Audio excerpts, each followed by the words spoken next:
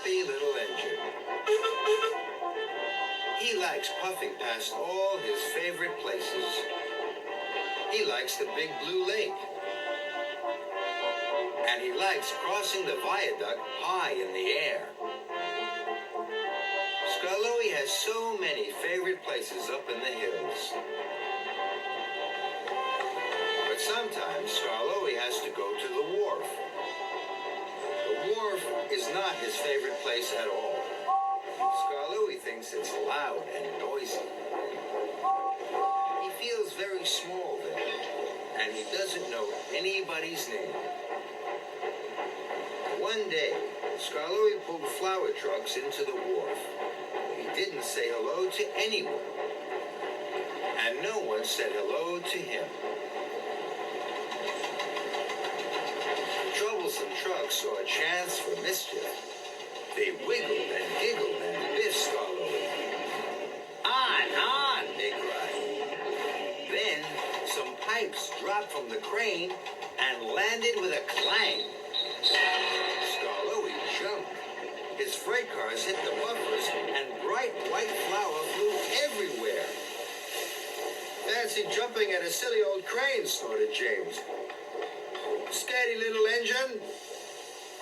Skarloey felt very upset and smaller than ever. James was only teasing Puff Thomas. Scaredy engine, sang the trucks. Clickety-clack, don't come back. Maybe I am a scaredy little engine, cried Skarloey, and he steamed away. Later, Skarloey had to collect a prize bull and take it to the wharf. He was very worried.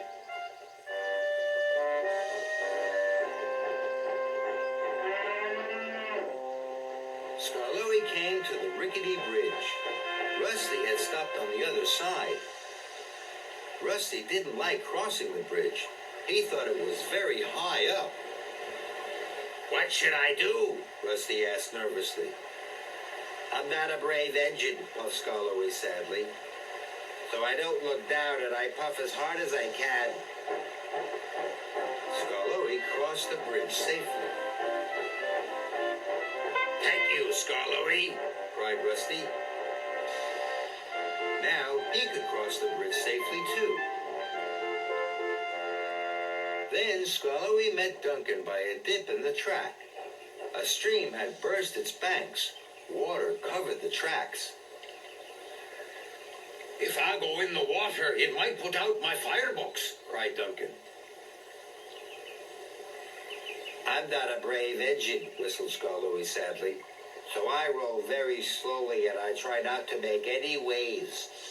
So Skarloey rolled as gently as he could and was soon on the other side.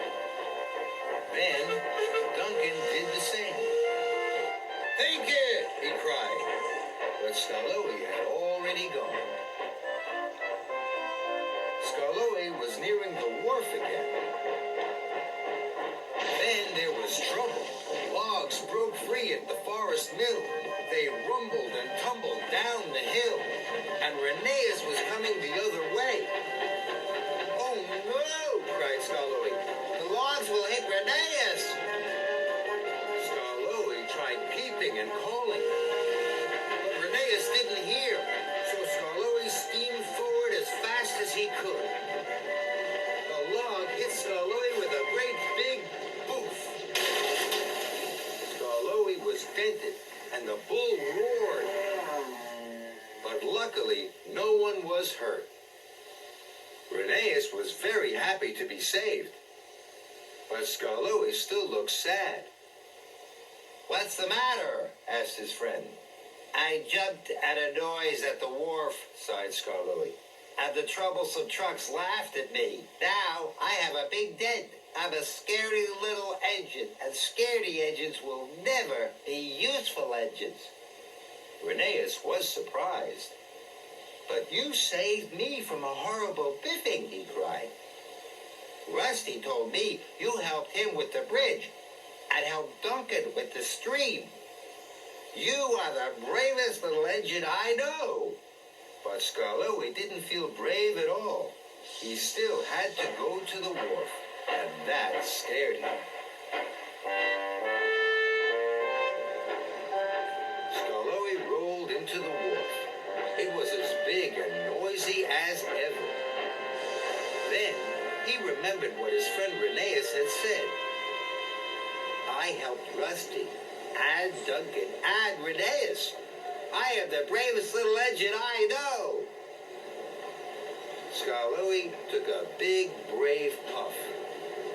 Hello, everybody! I'm Skarloey! To his surprise, the workmen all called back. Hello, Skarloey! Skarloey was delighted. Then Skarloey saw the troublesome trucks. Clickety-clack, look who's back, they sang. The scaredy little engine's on our track. This made Skarloey cross. I am not a scaredy little engine, he said firmly. And if you biff me, I'll biff you back. So there. Whoa, said the troublesome trucks, and they didn't move an inch. Skarloey's bull was safely unloaded. James was impressed. Good work, Skarloey, he chuffed. You are a really useful engine, added Thomas. Skarloey felt very proud, very happy, and very, very brave. And now that the wharf is full of friends, it's one of Skarloey's favorite places of all.